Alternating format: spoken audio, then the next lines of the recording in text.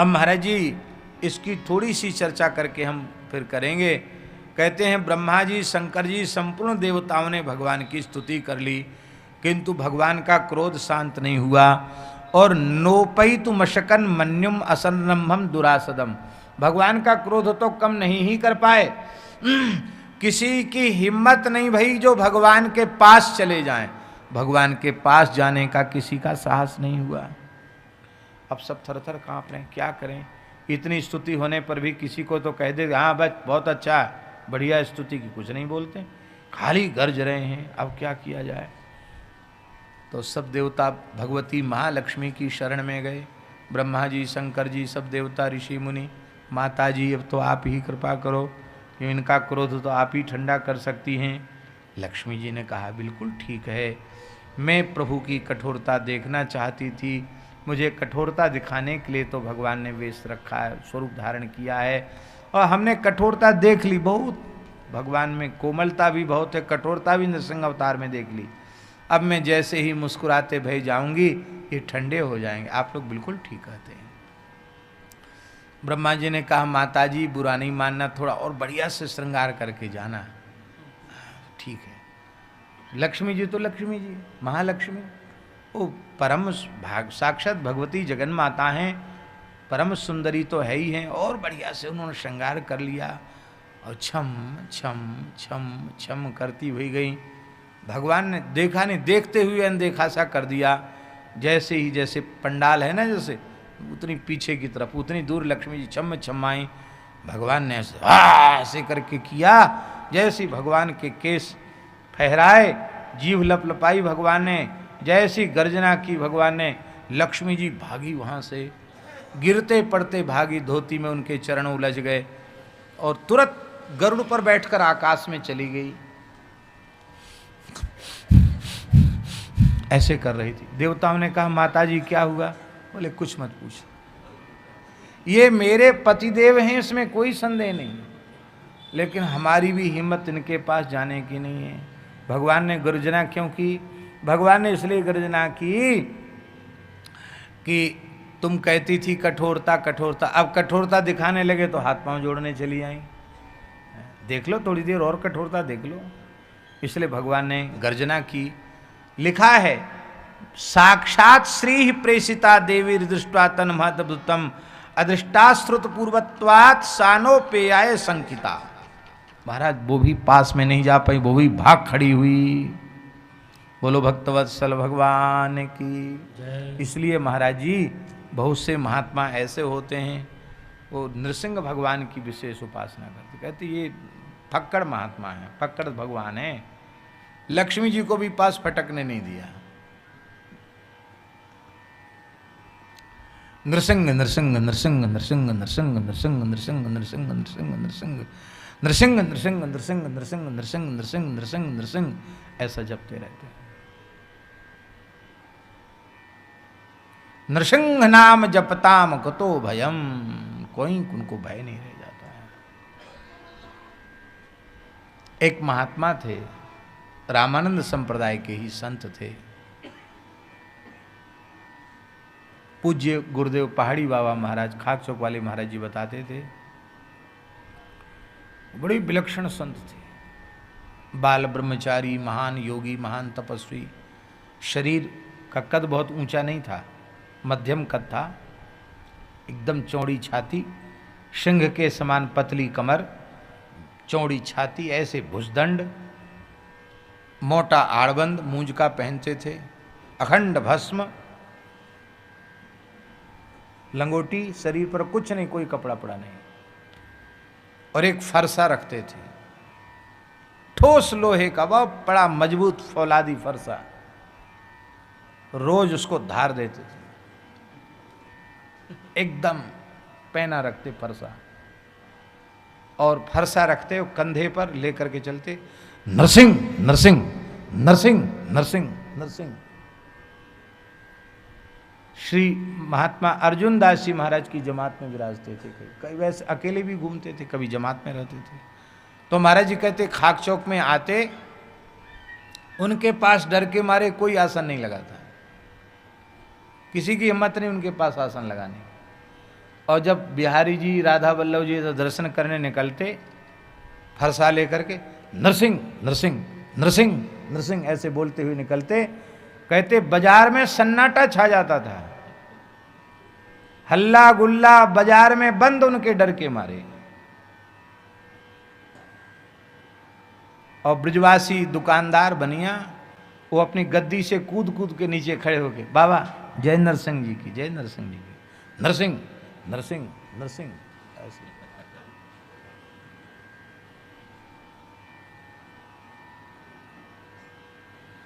तो एक बार वृंदावन में जो बैठक कुंभ होता है उसका अवसर था। अंग्रेजी जमाने की बात है, अब सन 32 की बात है कि सन 38 की बात है, 1938 की। सन में भ्रम हो सकता है, लेकिन 1940 से पहले की बात है। तो महाराज जी कहते खाक चौक में संतों की कुछ मीटिंग हो रही थी, अखाड़ों की मीटिंग हो रही थी। चारों संप्रदाय के श्री महंत थे, तीनों अनी के श्री महंत थे, प्रमुख प्रमुख खालसाधारी श्री महंत थे, सब लोग बैठे थे, चर्चा हो रही थी। उसी समय वो आ गए महाराज, उनका आसन भी वहीं था खाक चौक में। नरसिंह नरसिंह नरसिंह नरसिंह, आओ आओ आओ नरसिंह जी। उनका नाम तो दूसरा था पर उनको सब नरसिंह जी कहते थे। आओ नरसिंह जी आओ, पधारो पधारो, विराजो। तो संतों ने पूछा कि आप रामानंदी साधु होकर राम राम नहीं बोलते, न सीताराम न राधे श्याम न जय श्री कृष्ण न जय श्री राधे न जय सिया राम, हमेशा नरसिंह नरसिंह नरसिंह नरसिंह नरसिंह नरसिंह क्यों जपते हैं? संतों ने पूछा उनसे। बोले देखो पूरी पंचायत आपसे पूछ रही, आप नरसिंह नरसिंह क्यों जपते हैं? तो बोले आप लोग अपना काम करिए, हमसे मत पूछिए, हमको मत छेड़िए। नहीं महाराज, पंच परमेश्वर पूछ रहे हैं, बताओ। तो बोले बड़े निर्मल महात्मा थे। बोले देखो भाई, हम विरक्त महात्मा हैं, बचपन के साधु हैं, हम गृहस्थी का भजन क्यों करें? नारायण भगवान गृहस्थी, उनके साथ लक्ष्मी जी, राम जी गृहस्थी, उनके साथ जानकी जी। और बोले कृष्ण भगवान तो महागृहस्थी, हजारों महाराज के 16,108 रानी पटरानी, वो बहुत बड़े गृहस्थी आदमी। हम विरक्त बाबा जी, हम गृहस्थी का भजन क्यों करें? नरसिंह भगवान बढ़िया पंचकेश दाढ़ी जटा जूट वाले ठाकुर, उनको हम भजते नरसिंह नरसिंह। लक्ष्मी नरसिंह तो हैं, बोले वो लक्ष्मी जी को एक घुड़की लगाते लक्ष्मी जी भी भाग जाती है, इसलिए हम तो विरक्त महात्मा हैं और विरक्त स्वरूप को ही भजते हैं। तो सब हंसने लग गए उनके भाव को सुन करके। क्रोध कभी किसी पर नहीं करते थे, फरसे से कभी कुछ नहीं किया उन्होंने, किसी को नहीं मारा, और रोज फरसा को रोज धार देते थे फरसा, ऐसे लगता मानो साक्षात परशुराम जी फिर से आ गए। एक बार महाराज जी कहते हमने उनसे पूछा कि फरसा कंधे पे लिए डोलते हो, माला हाथ में नहीं रखते हो, किसके लिए फरसा लेके डोलते हो? अरे महाराज क्या बतावें, ये छहों विकार बहुत परेशान करते हैं, तो विकारों के लिए फरसा लेकर के रहता हूं। संतों का भाव। कहते हिम्मत है, काम क्रोध लोभ आएगा काट देंगे सारे को।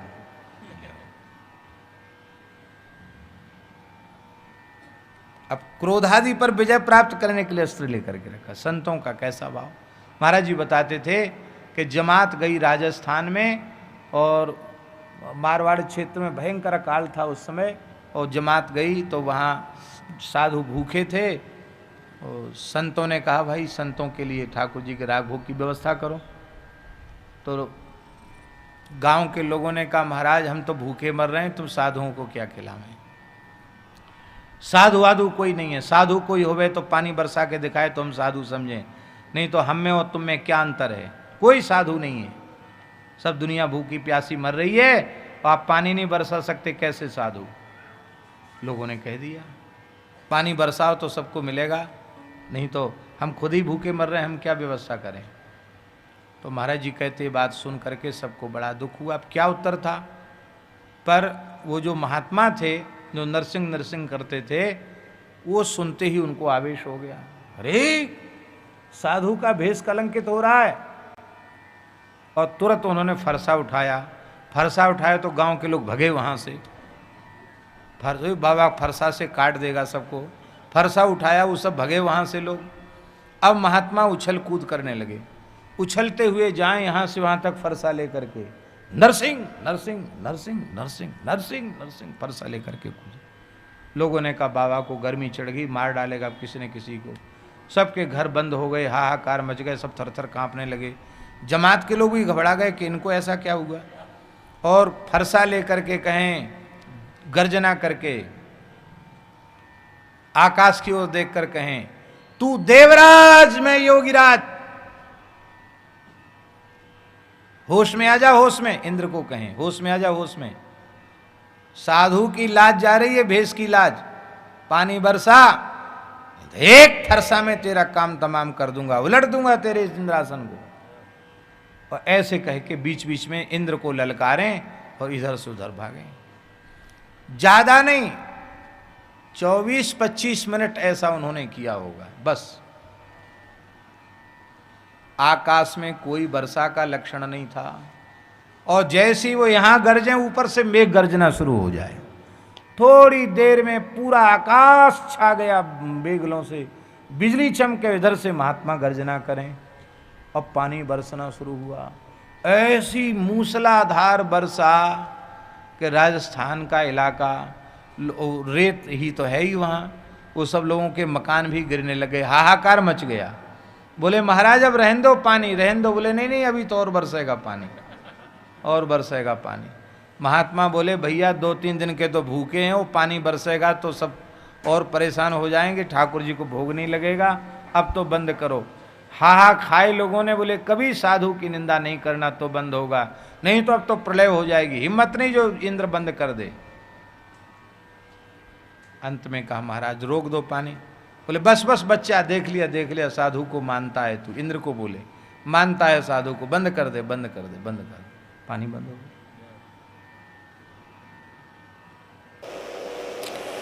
श्री राम सहस्त्र नाम पढ़ा है? नहीं पढ़ा, चलो पढ़ा, वो किसी न किसी ने तो पढ़ा होगा। विष्णु सहस्त्र नाम पढ़ा है, गोपाल सहस्त्र नाम पढ़ा है, श्री कृष्ण सहस्त्र नाम पढ़ा है, शालग्राम सहस्त्र नाम पढ़ा है, नृसिंह सहस्त्र नाम पढ़ा है। ये सब सहस्त्र नाम हैं। भगवान के जितने सहस्त्र नाम पुराणों में प्रसिद्ध हैं, कहीं भी आपने शिलपिल्ले नाम पढ़ा है?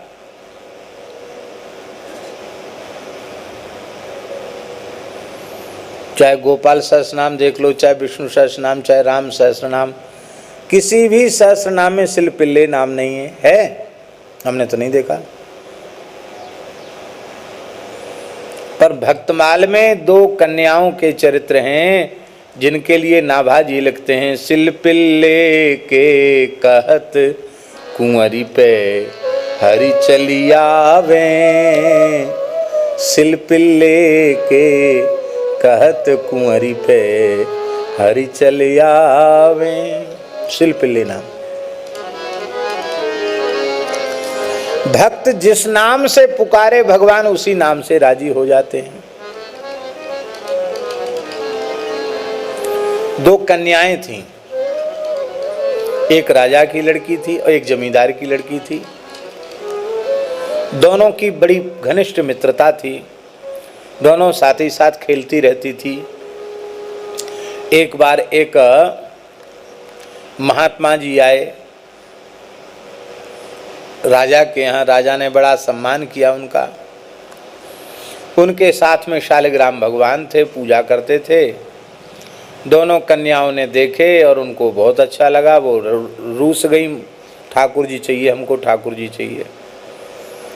जमींदार ने, राजा ने, दोनों ने कहा महाराज ये तो खाना पीना छोड़ दिया, इनको दे दो ठाकुर जी। अरे बोले तो आप कैसी बात कर रहे हैं, भला आपने ठाकुर जी, अब छोटी छोटी बालिकाएं हैं, अभी खेलेंगी, धूल मिट्टी में खेल रही हैं, कल फेंक देंगी। भगवान नारायण हैं, सब लोग इनका स्पर्श भी नहीं कर सकते, सब पूजा भी नहीं कर सकते, शालिग्राम भगवान हैं। तब लोगों ने कहा भाई ये तो रोते रोते आंख सूज गई है इनकी, तो इनको बालकों को बहका दिया जाए, तो बहका दो। तो नदी में गए और गोल गोल 2 शिलाएं ले आए, श्याम वर्ण की पत्थर, और उनको बढ़िया से स्नान करा के इतर लगा के खूब सुंदर चंदन का तिलक लगा के, तुलसी पधरा के, और कह लो ये ठाकुर जी, दोनों को दे दिए। पूजा करें तो ठीक, न करें तो ठीक। कन्याओं ने पूछा इनका नाम क्या है, तो महात्मा ने हंसते हुए कहा इनका नाम है सिलपिल्ले। क्या नाम है? सिलपिल्ले। ये पिल्ला, पिल्ले, ये शब्द उड़ीसा की भाषा का है, उड़िया भाषा का है ना, पिल्ले कहते हैं। तो ऐसा लगता हो सकता है उड़ीसा की घटना हो। शिला के पिल्ले माने टुकड़े बच्चे, तो शिल पिल्ले माने शिलाखंड हैं गोल मटोलिए, उसका भाव था। हंस के का शिल पिल्ले, जैसे यहाँ कहते हैं ना कितने बच्चे हैं, तो वहाँ पूछेंगे कितने पिल्ला हैं, कितने पिल्ले हैं, क्या बोलेंगे जगदीश बाबू?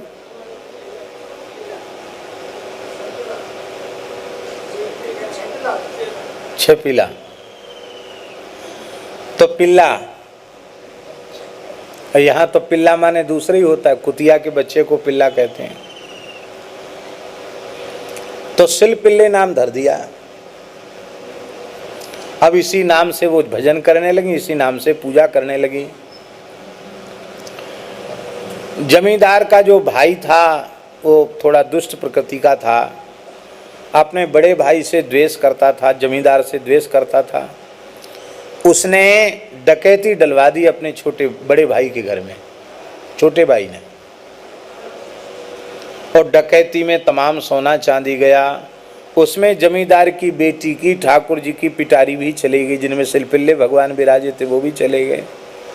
अब घर में तो सब बड़े दुखी थे, इतनी बड़ी डकैती डल गई, और कन्या केवल रो रही थी, हाय रे हाय हमारे सिलपिल्ले भगवान चले गए, मैं उनके बिना जी नहीं सकती। पिता माता ने कहा घर में इतना बड़ा नुकसान हो गया, उसके लिए तुम्हें कोई चिंता नहीं, खाली सिलपिल्ले सिलपिल्ले कह के रो रही हो। देखो हमें पक्की जानकारी हो चुकी है, ये डकैती तुम्हारे चाचा ने ही डलवाई है, और चोरी का माल भी उसी के घर में है, तो तुम्हारे सिलपिल्ले भगवान वहीं होंगे। तो आखिर तो तुम्हारे भी हमसे भले ही दुश्मन ही है, पर तुम तो उसकी भतीजी हो, तुम्हारे वो चाचा हैं, तो कन्या पे तो सब दया करते हैं, तुम रोते हुए जाओ अपने ठाकुर जी ले आओ। कन्या गई, चाचा जी हमारे सिलपिल्ले भगवान हमको दे दो। अब सिलपिल्ले थे तो उसी के घर में, लेकिन वो यदि देता है तो ये बात पक्की हो जाएगी कि डकैती डलवाने वाला, चोरी सिद्ध हो जाएगी ना, डकैती सिद्ध हो जाएगी। उसने बहुत जोर से फटकार कर कहा चलो चलो, आ गई यहाँ रोते हुए, नहीं है तेरे सिलपिल्ले यहाँ? नहीं चाचा जी यहीं हैं। अरे नहीं बिल्कुल नहीं है, यहीं है। तो चाचा ने कहा बड़ी भक्तिन बनती है। अरे गजेंद्र ने पुकारा था तो ठाकुर जी दौड़े चले आए, द्रौपदी ने पुकारा था तो ठाकुर जी द्वारिका से दौड़े चले आए, तू ज़्यादा भगत बन रही है तो पुकार ले अपने सिलपिल्ले को। तू वहाँ से चल के यहाँ तक आ गई, मेरे घर तक आ गई, तो तेरे सिलपिल्ले यहाँ होंगे क्या, तेरे पास नहीं आवेंगे? जैसे ही कहा उस कन्या ने कहा हे सिलपिल्ले भगवान, मैं आपके बिना जी नहीं सकती, या तो आप आ जाइए नहीं तो अपने पास हमको बुला लीजिए।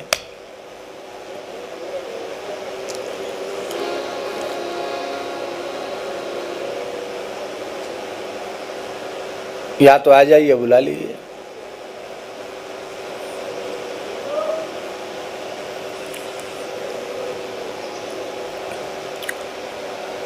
ऐसा ही हुआ हमारा। जैसे पुकारा, ठाकुर जी की पिटारी संपुट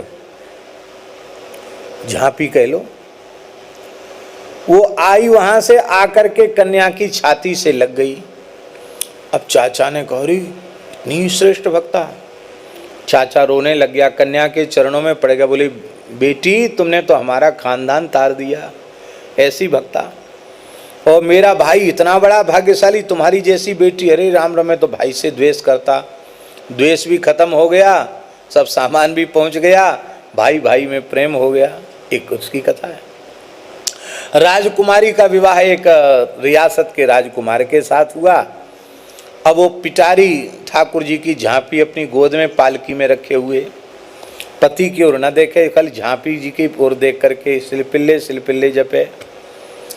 पति ने सोचा कि ये तो बड़ी आफत है, इस पिटारी में है ऐसी क्या चीज़, हमारी तरफ एक बार भी नहीं देखती।